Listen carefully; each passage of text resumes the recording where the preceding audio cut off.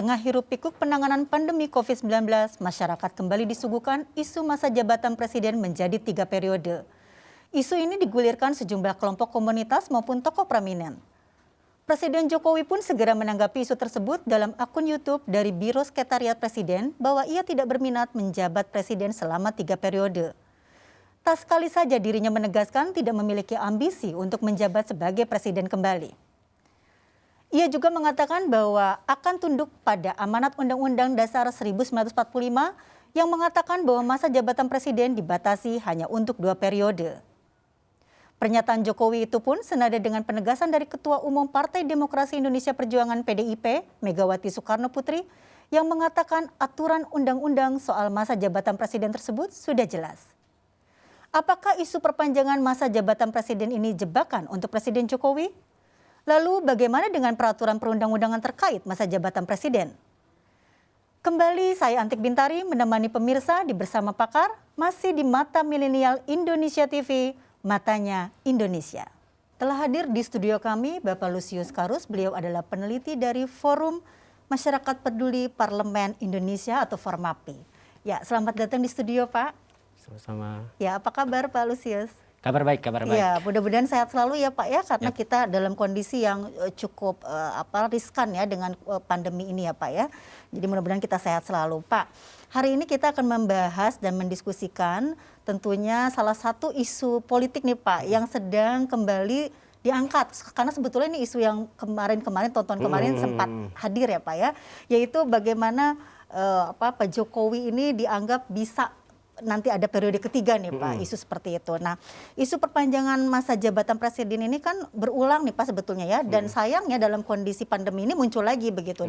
Akhirnya akan menimbulkan berbagai permasalahan ya.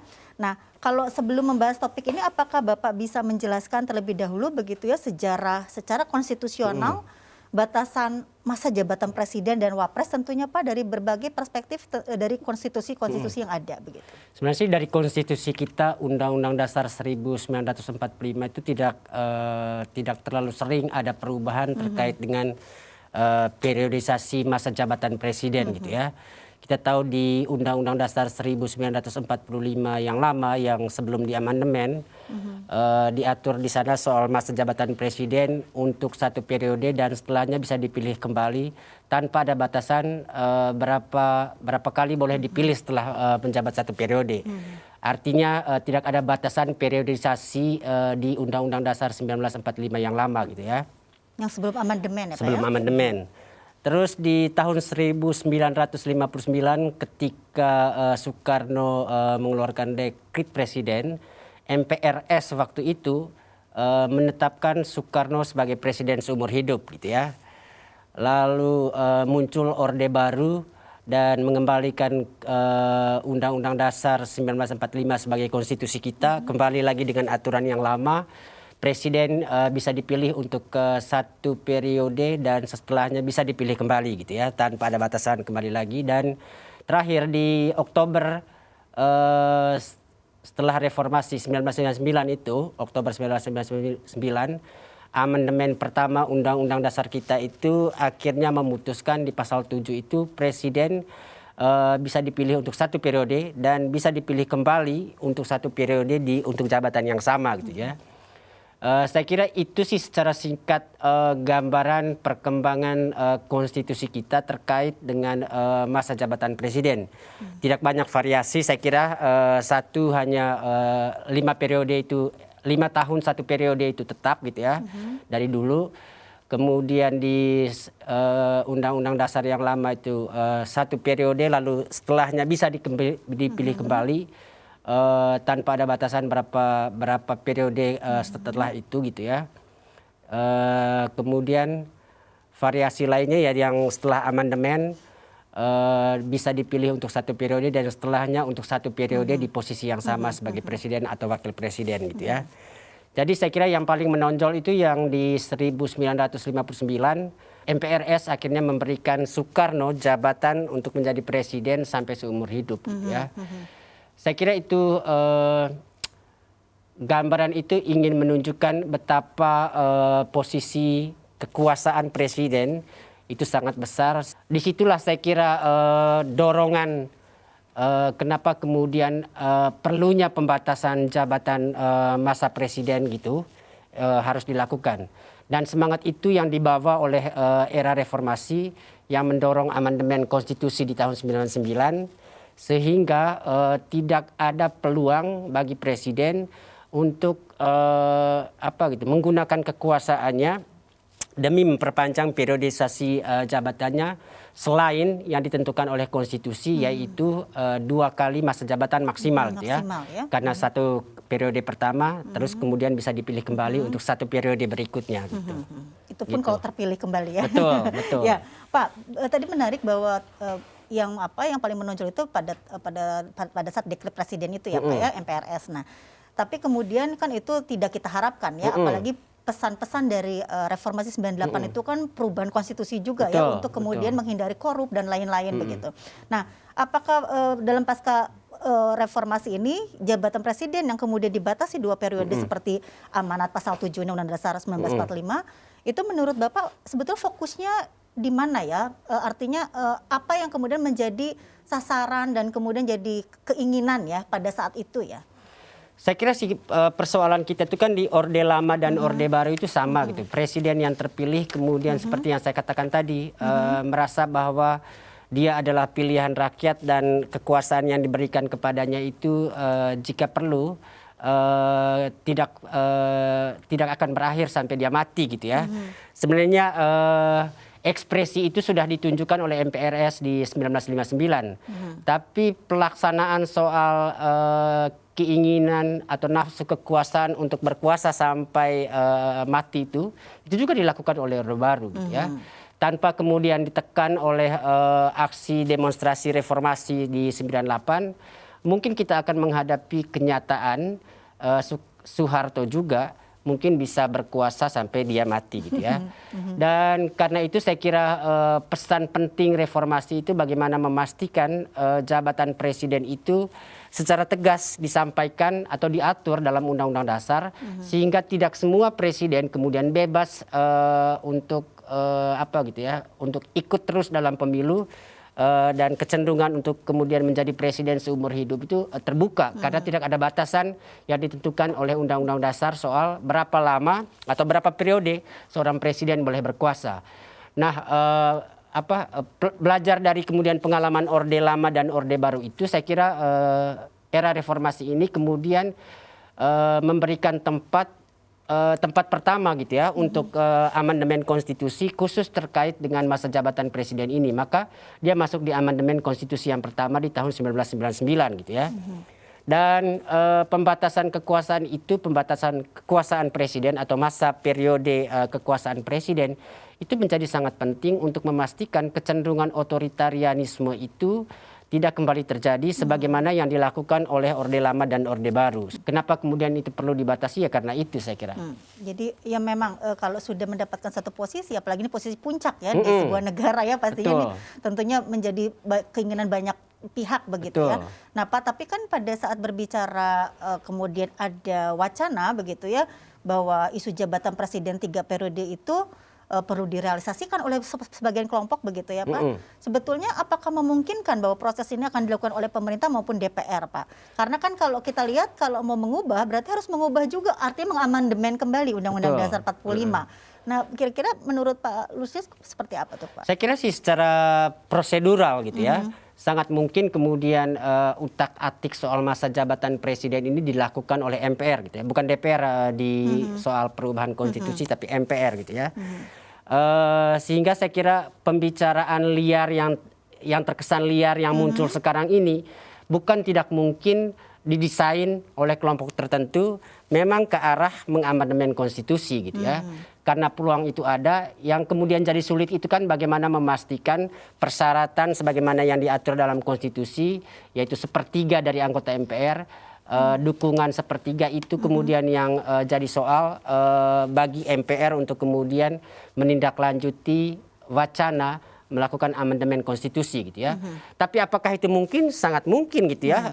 Kekuasaan misalnya atau peta koalisi di parlemen juga di DPD itu saya kira tidak terlalu sulit untuk kemudian meyakinkan kita bahwa kalau ada dorongan kuat kepentingan di balik wacana 3 periode ini bukan sesuatu yang mustahil untuk dilakukan. Kenapa kemudian ini perlu diributkan? Kenapa ini kemudian memunculkan kontroversi?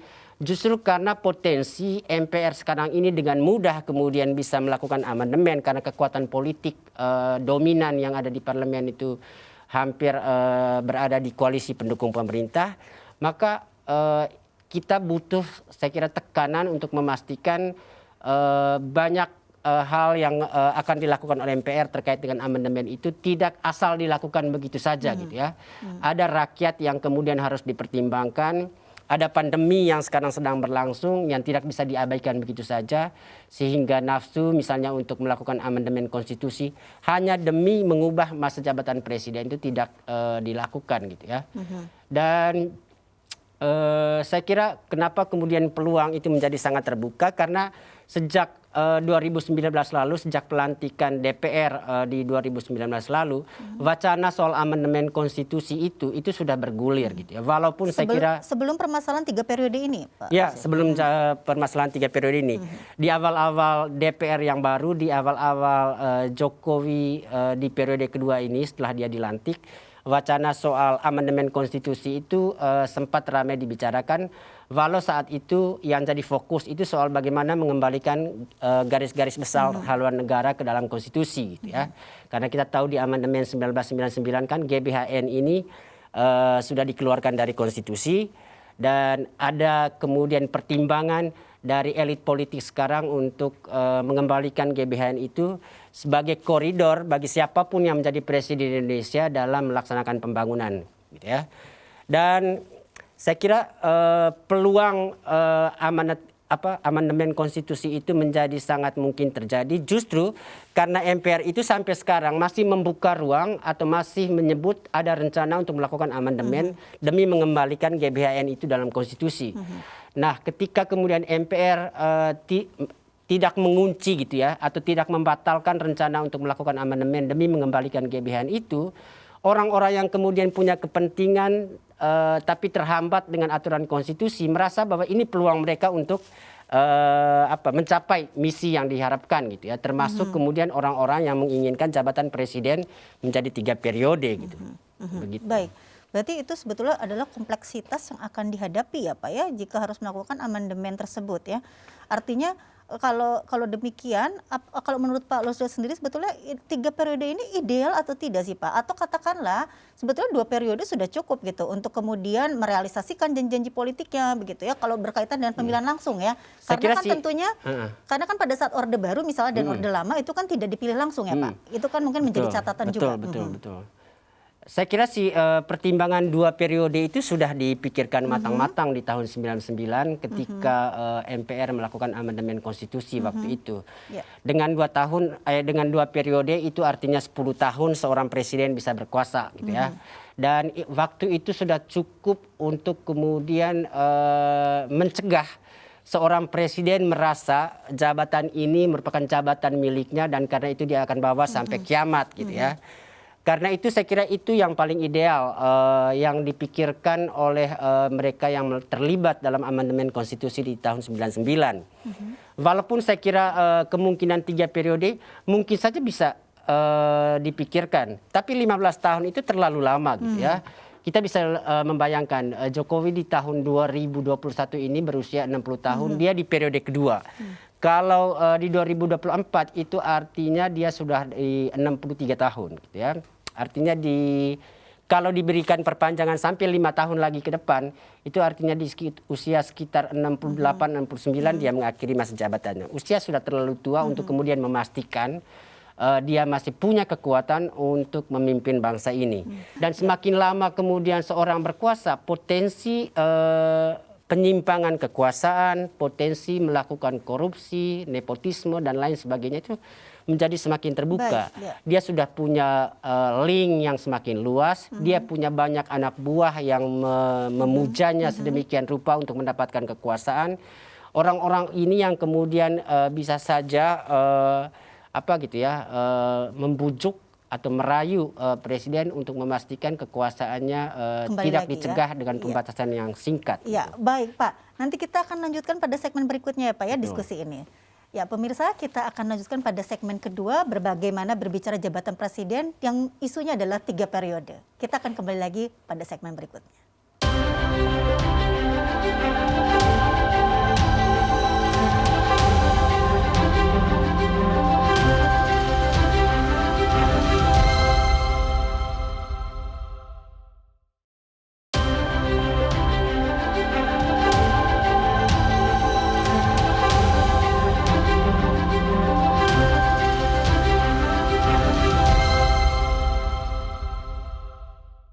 Ya pemirsa, tentunya kita masih berdiskusi kembali berkaitan dengan isu presiden 3 periode. Ya Pak, kita berbicara lagi nih ya Pak Lusius ya, masih berkaitan dengan tadi sambungan diskusi Ya. kita yang tadi sempat terpotong.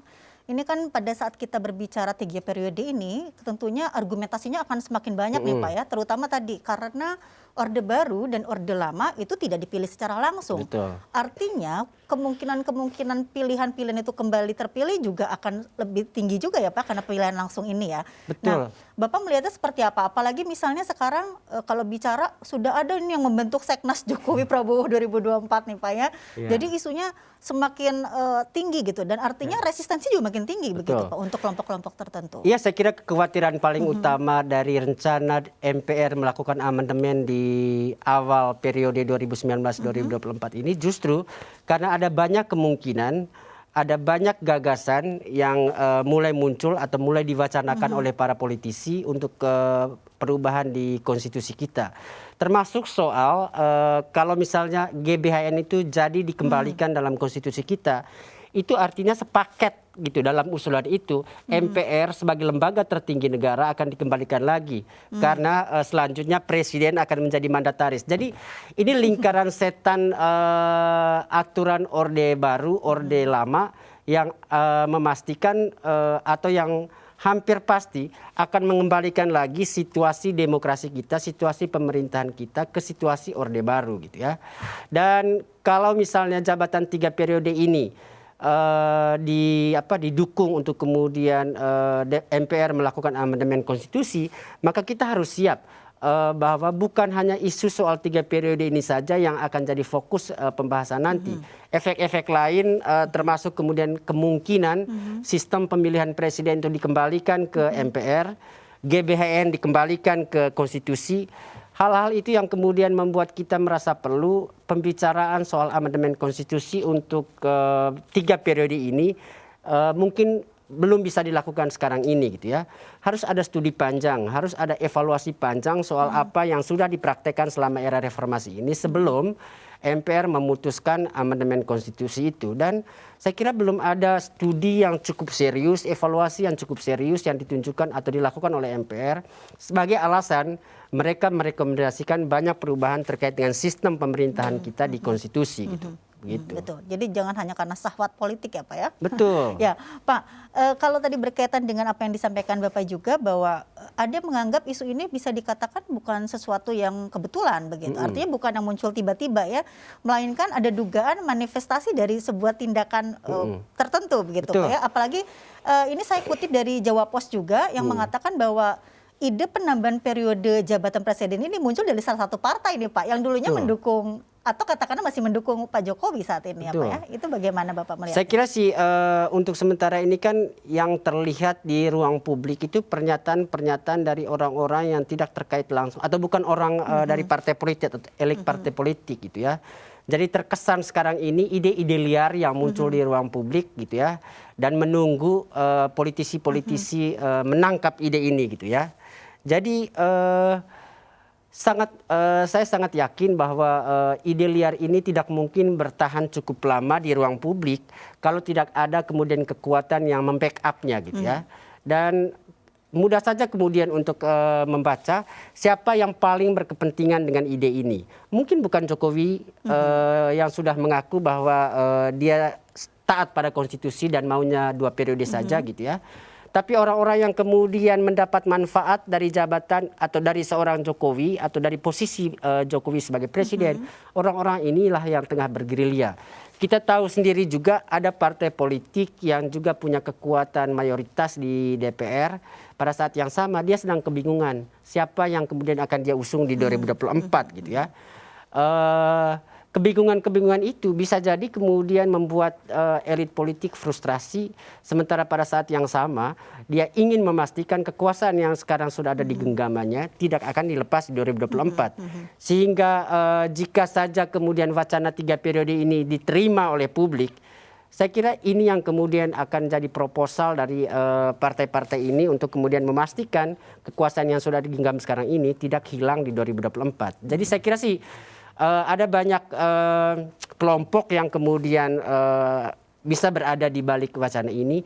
Ini hanya wacana yang kemudian dijadikan alat untuk menunjukkan ada kegelisahan gitu ya dari elit-elit politik, dari partai politik menjelang 2024 dengan misalnya ketersediaan calon presiden yang elektabilitasnya tinggi atau ada figur yang punya elektabilitas tinggi tapi dia nggak punya partai politik, punya partai politik atau jadi politisi di partai politik tapi dia bukan orang yang kemudian menjadi anak manisnya ketua partai. Jadi ada banyak persoalan yang menunjukkan bahwa ada kegamangan di partai politik terkait dengan rekrutmen politik untuk posisi presiden di tahun 2024.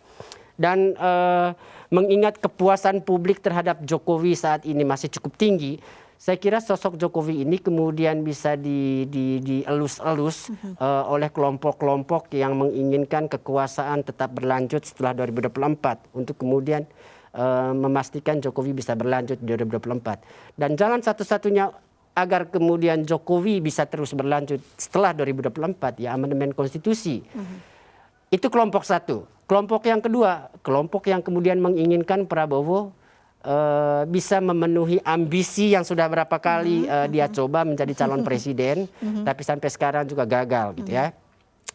Dan mungkin salah satu cara yang paling baik untuk memastikan Prabowo bisa sampai ke kursi presiden atau wakil presiden gitu, ya jalan 3 periode ini.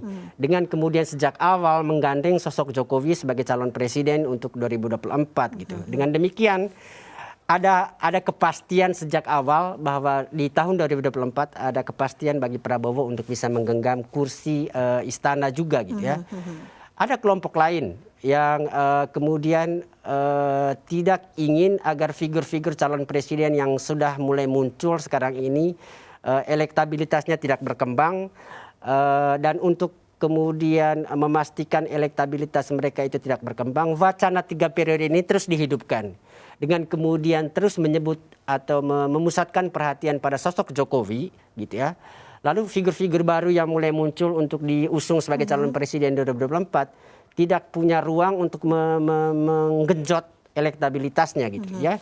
Jadi ada banyak sekali kemudian kelompok yang bisa diidentifikasi terkait dengan munculnya isu amandemen konstitusi untuk penambahan periode presiden ini. Yang pasti bahwa ada kerisauan terkait dengan pemilu 2024 khususnya terkait dengan sosok yang oleh partai politik bisa dijamin sejak awal elektabilitasnya cukup tinggi sehingga kemudian bisa terpilih di pemilu 2024 gitu ya. Iya. Tapi ini menarik ya Pak ya, karena kalau dalam beberapa survei misalnya Jokowi kan jarang sekali dimunculkan kembali begitu ya namanya ya. Karena tapi belakangan sudah mulai muncul. Ya karena berpegangan pada yang 2 periode itu ya sesuai konstitusi. Nah ini kan kemudian ini juga menjadi salah satunya kalau menurut saya akan menjadi bumerang juga untuk Pak Jokowi sebetulnya ya. Artinya sekarang beliau sedang memimpin nih kali ini. Nah artinya kan goncangan-goncangan ini akan sangat mempengaruhi atau bagaimana Pak Lusius melihatnya? Karena saya kira memang secara politis begitu. Jokowi yang paling dirugikan gitu ya. Di tengah upaya seriusnya untuk kemudian mengatasi pandemi, isu-isu politik seperti masa periode 3 periode jabatan presiden ini tentu sangat mengganggu gitu ya.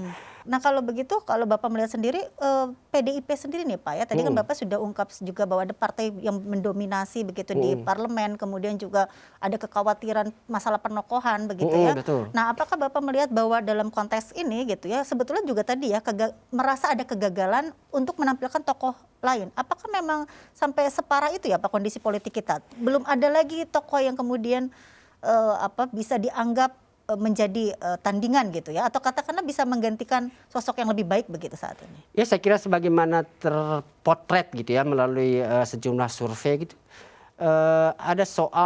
ada masalah terkait dengan elektabilitas figur-figur yang mulai ditonjolkan oleh partai politik untuk diusung di 2024.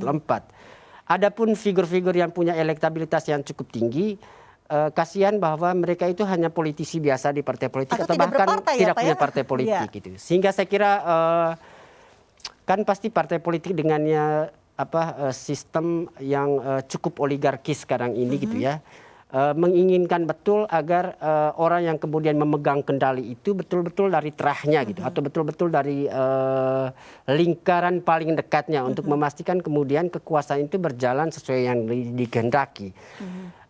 Kemunculan figur-figur yang elektabilitas tinggi tapi tidak punya kedekatan dengan figur ketua partai misalnya, itu tentu bukan sesuatu yang ideal yang dipikirkan oleh elit-elit partai politik.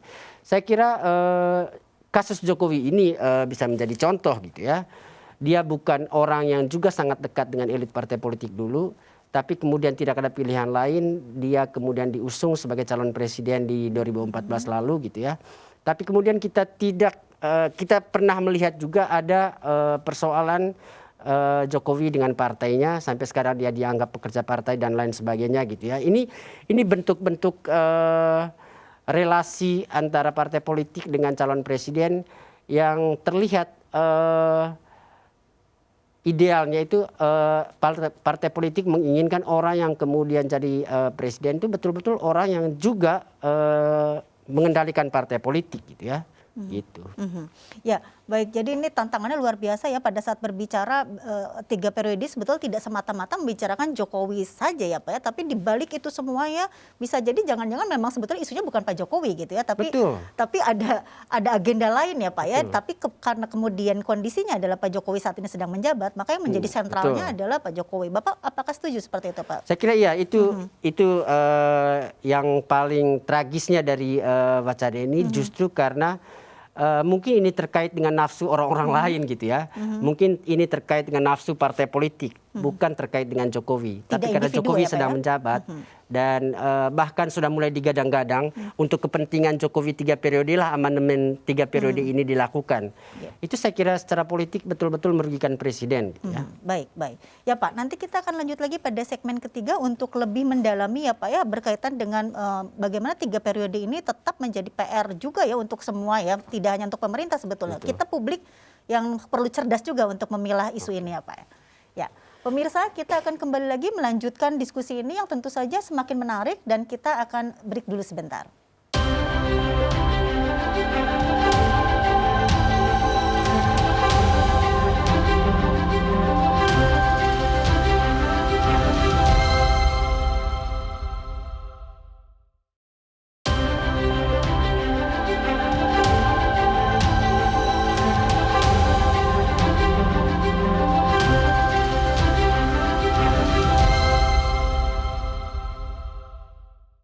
Ya pemirsa, tentunya masih bersama pakar dan masih dengan Bapak Lusius Karus masih membahas bagaimana periodisasi tentang presiden ini. Ya Pak Lusius, tentunya kita juga masih banyak yang ingin kita diskusikan ya Pak, terutama kalau berbicara gitu ya isu presiden 3 periode ini, ada yang mengatakan juga nih testing in the water gitu Pak. Jadi artinya yang elit-elit politik yang post power syndrome pun itu kemudian juga ada yang mendukung dan kemudian juga memberikan peluang opini ini semakin berkembang gitu ya Pak. Bapak melihat seperti apa? Apakah akan ada dampak ya Pak ya dari opini ini yang terus berkembang ini Pak, yang liar ini? Saya kira sih bisa dikatakan testing the water itu gitu ya, tapi kita tahu sendiri isu soal amandemen konstitusi untuk menambah masa jabatan presiden ini bukan hanya muncul di zaman Jokowi saja gitu ya.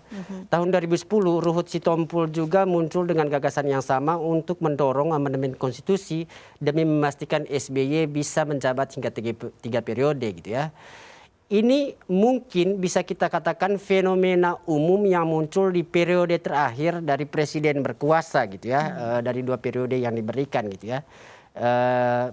Di era SBY muncul di pemerintahan atau di periode kedua jabatannya dimunculkan oleh Ruhut, walaupun saat itu SBY mengatakan itu bukan gagasan yang demokratis yang dia perlu dukung karena semakin lama presiden berkuasa potensi untuk melakukan penyimpangan semakin terbuka gitu ya.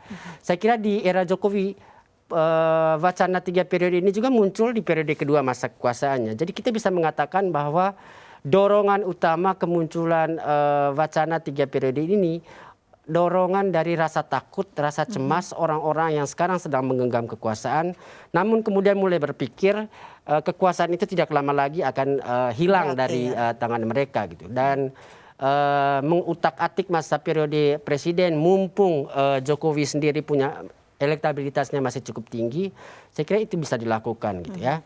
Dan saya kira sih dorongan untuk menambah periodisasi presiden ini selain karena dorongan rasa takut itu juga bisa dikatakan sebagai testing the water seperti yang kita bilang tadi.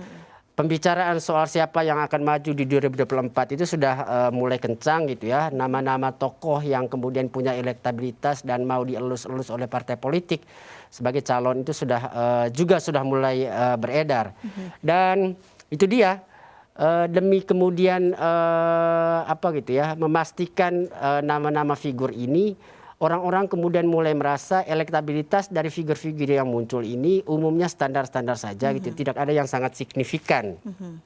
Sementara kepuasan terhadap kinerja Jokowi di sisi yang lain masih cukup tinggi, sehingga bukan tidak mungkin gitu ya, dengan kemudian mewacanakan amandemen konstitusi, menambah jabatan presiden hingga 3 periode, itu bisa diterima oleh publik sehingga tidak sulit kemudian membayangkan siapa yang akan berkuasa setelah 2024 gitu ya.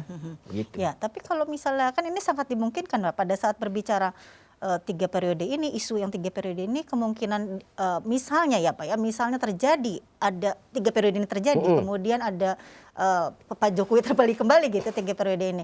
Nah, apakah ini akan semakin menegaskan bahwa sebetulnya ya tadi ya tidak ada sebetulnya pilihan pemimpin yang menjadi contoh begitu ya untuk berbicara bagaimana mengelola kekuasaan. Yang pertama itu, lalu kedua, apakah ini juga artinya akan melengkapi catatan sejarah politik Indonesia yang dinamikanya ternyata tidak bergeser begitu Pak, tidak ada pergerakan yang signifikan antara tiap rezim gitu ya, tiap masa begitu. Nah, Bapak melihatnya? Saya kira memang persoalan utama politik kita sekarang gitu ya, di soal regenerasinya gitu ya.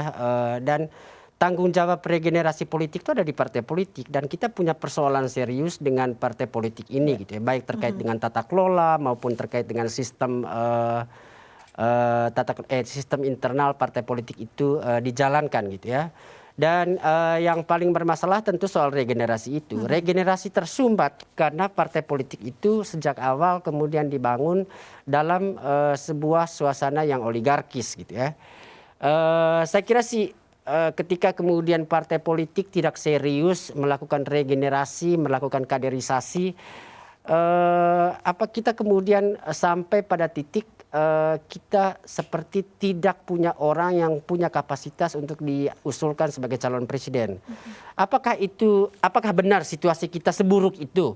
Kita punya begitu banyak orang pintar, kita punya begitu banyak calon pemimpin, tapi mereka tidak ada dalam partai politik gitu ya. Dan saya kira itu sama sekali tidak menggambarkan bahwa kualitas SDM kita itu sama sekali tidak ada yang siap untuk dijadikan sebagai calon presiden atau sebagai presiden gitu ya. Saya kira kegagalan utama itu milik partai politik, dan selama ini sudah sering sekali menjadi kritikan kita itu bahwa perubahan-perubahan paling mendasar itu tidak bisa dilakukan hanya di hilirnya saja. Hulu, sumber dari mana regenerasi politik itu bisa berjalan, itu harus dibenahi secara serius. Kalau itu tidak dibenahi, percuma juga kita amandemen konstitusi mengubah masa jabatan presiden hingga 3 periode. Toh nanti yang akan punya hak untuk mengusung calon itu partai politik gitu ya. Dan kalau partai politiknya tidak pernah siap, kan tidak mungkin bahwa karena ketidaksiapan mereka lalu konstitusi dirubah gitu ya. Betul. Gitu. Hanya karena kebutuhan atau misalnya Betul. kelalaian ya pengabaian mereka betul. terhadap tugas gitu ya. Ya, nah Pak, ini kan eskalasi politik kita akan memang semakin tinggi ya, apalagi nanti 2024 itu semuanya berlangsung untuk semua pemilihan. Artinya apakah ini juga merupakan salah satu praktek politik hit and run begitu ya, kemudian nanti ya memang digulirkan saja gitu. Meskipun sebetulnya kalau kita yang cerdas begitu ya, atau kelompok-kelompok yang sebetulnya sudah teredukasi dengan baik, kan waktu Jokowi terpilih pun juga kita tidak tahu siapa dia begitu kan. Betul. Waktu SBY terpilih pun juga kita tidak pernah tahu ya siapa beliau sebetulnya sesungguhnya. Nah, apakah ini juga memang sebetulnya juga salah satunya untuk memunculkan juga sebetulnya kelompok lain yang mengusung juga individu lain begitu Pak sebetulnya, supaya orang juga ya udah nggak usah pilih lagi karena dia ambisi politiknya sama begitu.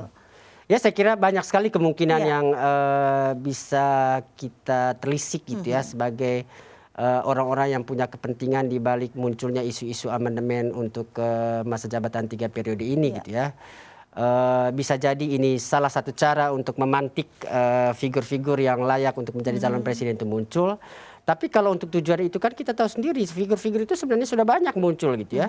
Sudah banyak terpetakan atau terbaca oleh lembaga-lembaga survei. Kalau untuk meningkatkan elektabilitas mereka apa dalam ya survei? Waktunya masih panjang gitu. Dan tentu saya kira mereka punya kendala serius memang karena masa pandemi ini gitu ya. Upaya untuk pencitraan politik dan lain sebagainya itu mungkin terkendala karena misalnya ruang yang bisa digunakan untuk memunculkan dirinya itu menjadi sangat terbatas. Tapi saya kira tokoh-tokoh itu sudah ada gitu ya. Jadi kalau alasan untuk memancing keluar tokoh-tokoh untuk bisa dipilih sebagai calon presiden, mungkin itu saya kira waktunya cukup terbatas untuk kemudian memastikan orang-orang baru itu akan dijual ke publik untuk kemudian diusung menjadi calon presiden nanti gitu ya. Tidak cukup efektif juga kalau isu ini yang digelorakan ya Pak ya? Betul, saya kira tidak cukup efektif gitu. Itu akan merugikan partai dari mana Jokowi berasal gitu ya. Kalau benar ini dimunculkan untuk kemudian kepentingan menarik calon-calon yang potensial untuk dimajukan sebagai calon presiden gitu. Ya, nah Pak, tapi kan dalam kondisi pandemik sekarang, apakah bisa dimaklumi juga bahwa isu tersebut tidak menjadi prioritas begitu bagi presiden karena fokus pada pandemi yang sekarang juga semakin meningkat juga angkanya begitu. Betul, justru karena tidak prioritas tapi mengganggu ketika kemudian orang-orang merasa ini penting untuk dibahas gitu ya. Dan bahkan mencurigai ada dia di belakangnya, ada presiden di belakang isu ini gitu. Sehingga kemudian langkah tegas gitu ya untuk kemudian menunjukkan sikap politik dari presiden yang tidak hanya mewakili dirinya tapi mewakili pemerintah, sehingga kemudian dia punya jalur untuk kemudian mendekati pimpinan DPR, pimpinan MPR, pimpinan DPD untuk memastikan sebagai elit bangsa ini mereka punya tanggung jawab moral untuk membereskan masalah pandemi dan kemudian menghindari pembicaraan-pembicaraan terkait amandemen konstitusi. Untuk fokus ke pemulihan ekonomi ada misalnya kepentingan Jokowi untuk kemudian mendapat dukungan terhadap berbagai kebijakannya untuk mengatasi pandemi ini dengan kemudian meminimalisir pembicaraan-pembicaraan terkait dengan kontestasi politik maupun amandemen konstitusi itu. Sehingga karena amandemen konstitusi ini ranahnya adalah ranah MPR, sementara yang dibicarakan dalam pembicaraan soal amandemen ini adalah soal posisi Jokowi menjadi 3 periode. Saya kira pembicaraan antara dua institusi ini menjadi penting untuk memastikan masyarakat tidak ikut terjebak dan terseret dalam polarisasi terkait pro kontra wacana 3 periode. Karena bahkan saya baru ingat gitu ya, di daerah asal saya sudah ada gerakan yang ingin mendukung Presiden Jokowi 3 periode itu gitu ya. Gitu. Gerakan ya Pak ya. Betul. Dan kita tidak tahu juga siapa yang kemudian ada di balik itu ya Pak Betul, ya. betul. Ya karena semuanya tadi Bapak ada 3 kategori bahkannya kelompok-kelompoknya begitu dan mungkin lebih dari kategorian yang Pak Lusius sampaikan. Ya baik Pak. Nah, berkaitan dengan tadi diskusi kita yang panjang lebar Pak, kira-kira sebetulnya apa yang bisa memberikan pelajaran politik bagi masyarakat berkaitan dengan isu ini Pak? Karena tentunya masyarakat juga harus ikut fokus Pak pada pemulihan ekonomi nasional dikaitkan dengan masa pandemi. Pembelajaran politiknya apa, Pak? Yang paling pertama itu ya betul bahwa banyak hal dalam kehidupan bangsa kita itu sangat bergantung pada siapa kemudian yang akan memimpin gitu. Sehingga pembicaraan politik itu tetap perlu untuk kemudian mengingatkan kita akan pentingnya memilih pemimpin gitu yang baik gitu ya di setiap kali kita pemilu. Tapi apakah kemudian pembicaraan politik itu begitu mendesaknya sehingga kemudian menyingkirkan kebutuhan-kebutuhan mengatasi pandemi ini? Itu saya kira yang kemudian jadi pertanyaan. Kita perlu membuat prioritas gitu ya. Dan kita sendiri sedang berhadapan dengan pandemi ini dan kita tidak tahu sampai kapan.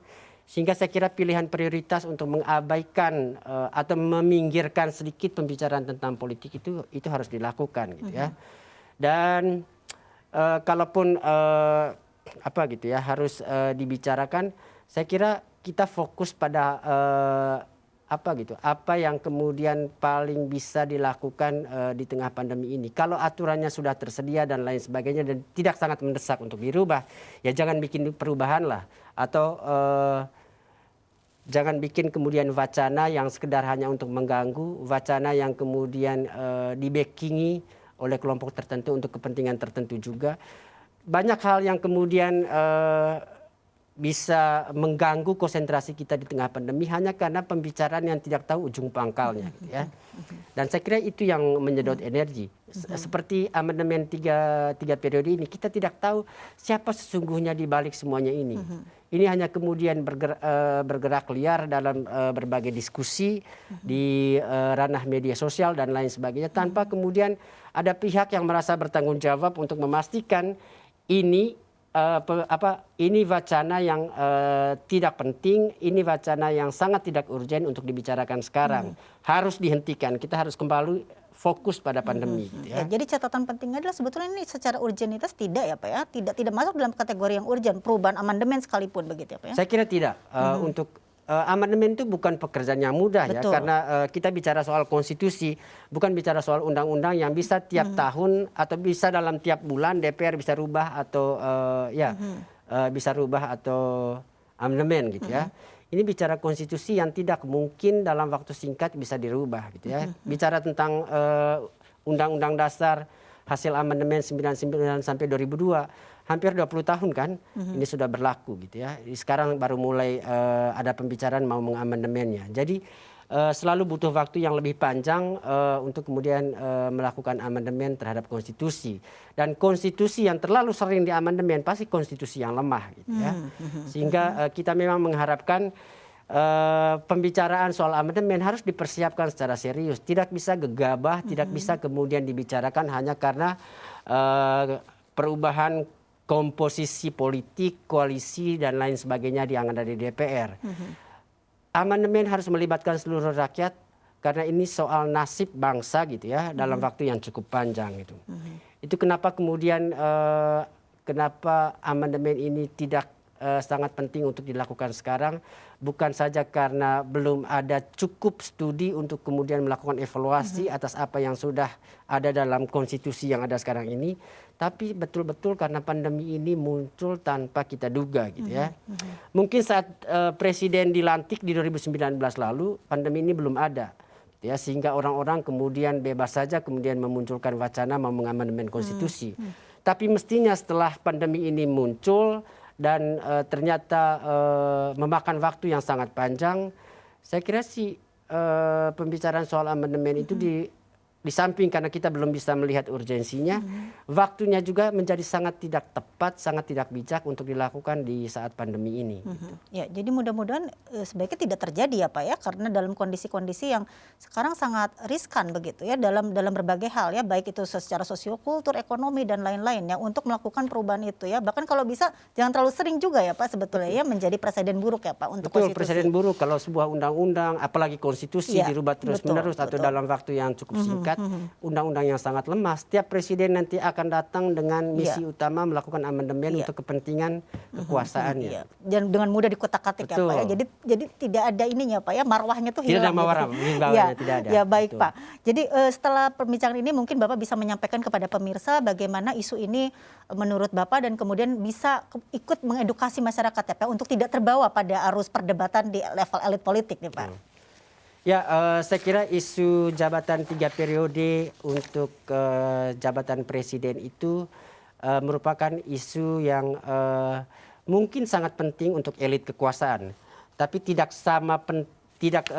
begitu penting untuk khalayak atau untuk rakyat gitu ya. Karena saya kira jabatan presiden itu jabatan yang kemudian diemban oleh satu orang atau satu pasang orang gitu ya, presiden dan wakil presiden. Dan yang bisa mencalonkan pasangan presiden dan wakil presiden itu adalah partai politik. Sehingga urusan ini lebih pada kepentingan bagaimana partai politik menyalurkan kekuasaannya. Pada saat yang sama saya kira pembicaraan ini muncul di tengah situasi bangsa dan bahkan dunia tengah berperang melawan pandemi gitu ya. Ketika kita kemudian mengorbankan berbagai upaya kita untuk mengatasi pandemi ini sekedar untuk membicarakan sesuatu yang terkait dengan hasrat kekuasaan semata, saya kira tanggung jawab moral kita sebagai manusia gitu ya menjadi perlu dipertanyakan gitu ya. Yang kedua, saya kira dalam kondisi ini penting sekali bagi MPR RI untuk memastikan wacana ini tidak berkembang liar gitu ya. Yang punya kewenangan melakukan amandemen konstitusi itu satu-satunya adalah MPR gitu ya. Dia tidak bisa kemudian bertepuk tangan di balik munculnya wacana ini karena terkesan bahwa mendukung niatnya untuk melakukan amandemen gitu ya. Tapi pada saat yang bersamaan MPR juga sebagai wakil rakyat gitu ya, juga punya tanggung jawab untuk kemudian ikut bersama rakyat memastikan pandemi ini juga bisa diatasi segera gitu ya. Yang ketiga saya kira tanggung jawab elit partai politik gitu ya. Bahwa MPR yang terdiri dari anggota DPR dan anggota DPD adalah bagian atau kader partai politik, tidak bisa kemudian elit partai politik kita diam saja juga gitu ya, menyaksikan ada isu yang dibicarakan oleh publik terkait dengan mereka, tapi mereka seolah-olah kemudian lepas tanggung jawab untuk kemudian menghentikan atau melanjutkannya gitu ya, rencana itu gitu.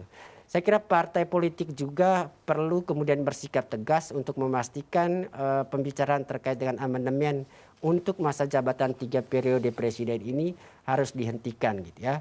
Semua elemen bangsa ini saya kira harus punya kepastian untuk bersama-sama mengatasi pandemi ini sehingga pembicaraan partai politik pembicaraan tentang politik itu walau penting, walau berguna untuk bangsa ini ke depannya, tapi mungkin tidak harus menguasai sebagian besar dari informasi yang dikonsumsi oleh publik gitu. Dan itu tanggung jawab saya kira dari elit-elit partai politik ini untuk sama-sama berjalan bersama memastikan bangsa ini segera menyelesaikan atau mengakhiri pandemi COVID-19 ini.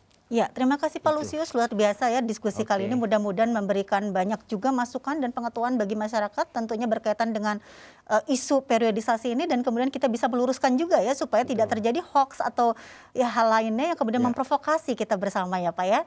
Sekali lagi terima kasih atas kehadirannya Pak, mudah-mudahan kita bisa bertemu lagi dari lain kesempatan.